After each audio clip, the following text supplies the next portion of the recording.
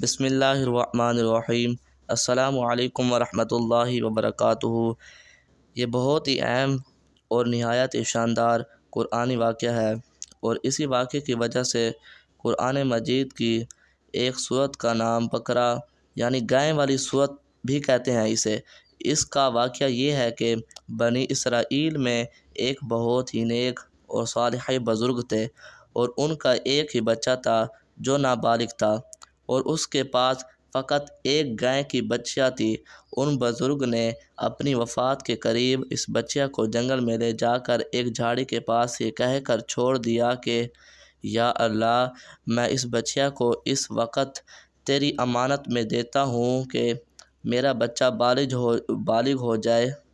اس کے بعد ان بزرگ کی وفات ہو گئی، اور بچہ چند دنوں میں بڑی ہو کر درمیانی عمر کی ہو گئی، اور بچہ جوان ہو کر اپنی ماں کا بہت ہی فرما بردار اور انتہائی نیکوکار ہوا۔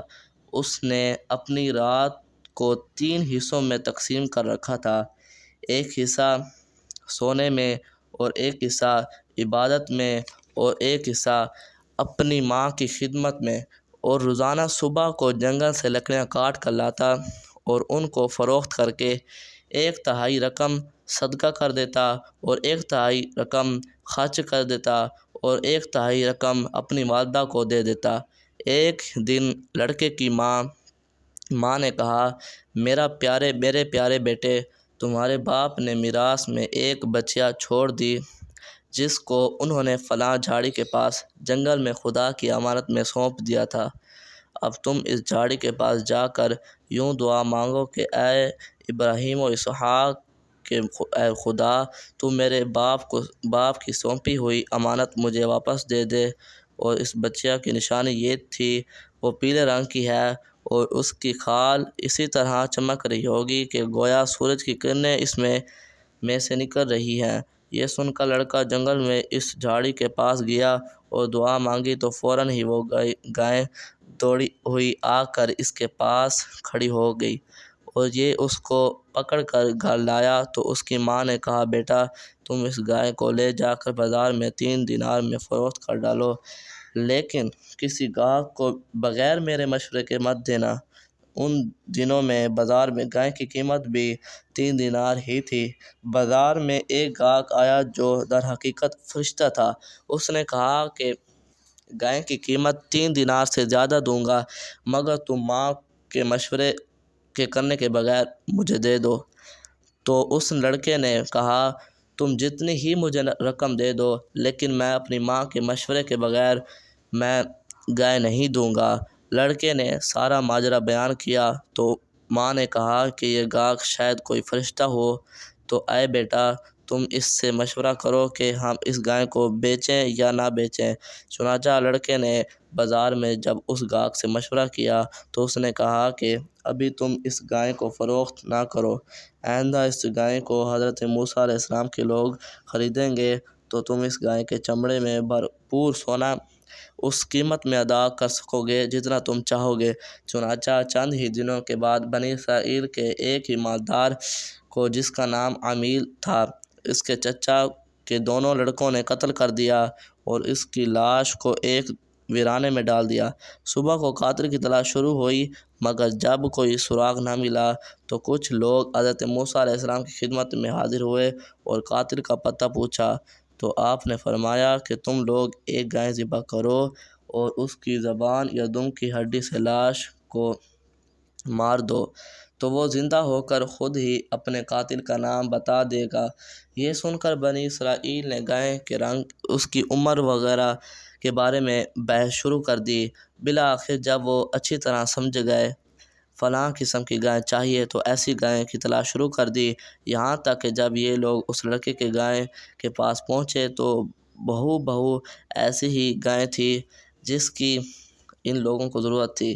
چنانچہ ان لوگوں نے گائے کو اس کے چمڑے میں بھر کر سونا اس کی قیمت دے کر خریدا، اور ذبح کر کے اس کی زبان یا دم ہڈی یا دم متقول کی لاش کو مارا، تو وہ زندہ ہو کر بول اٹھا، میرا قاتل میرے چچا دونوں لڑکے تھے۔